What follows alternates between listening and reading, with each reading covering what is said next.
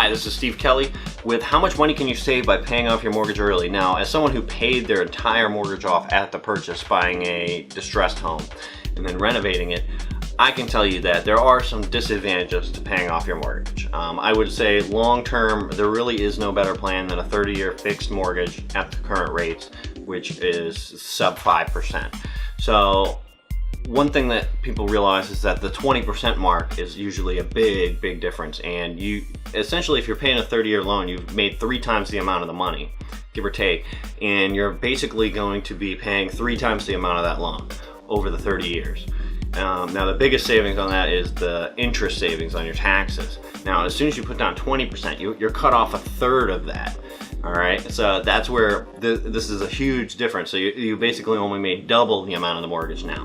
And so anything that you do above and beyond that will help cut down on those interest payments. But I would argue, why? By the time that you get to that 30 years, you will be paying that loan back with money that's worth infinitely less. And this is basically the same model the government uses, and it's really the only model that works short of a revolution or defaulting on the debt, which I can assure you, you wouldn't have to do. So essentially, you can have your current mortgage payment, you could change that to a bi-weekly payment, and over that time, you would be saving $50,000 on average. Now, if you were gonna make that current payment plus $100, you could save up to $100,000 right off a standard loan. Now this is just at $100,000, so say it's $300,000, then you times it by 3.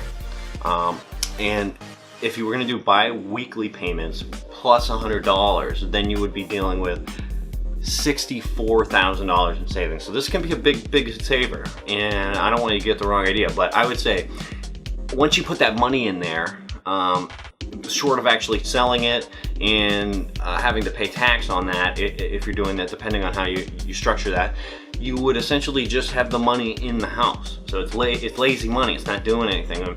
And essentially, if you had a better place for that money, so if you instead took that money, bought an income producing property, and used that to pay off your debt, then you really got the money working, and then you're doubling the amount. So very simply, you can get around these equations, but for the standard person who's just buying one house over 30 years, I really think that is the best plan, because there really is no other, there's no other asset. You can't buy gold on a 30-year plan. There's no other asset, no other country in the world that would let you do this.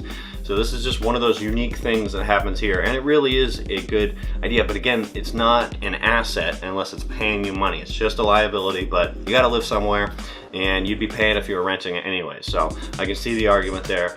My name's Steve Kelley. No matter what your exit strategy is, I wanna be your investor agent.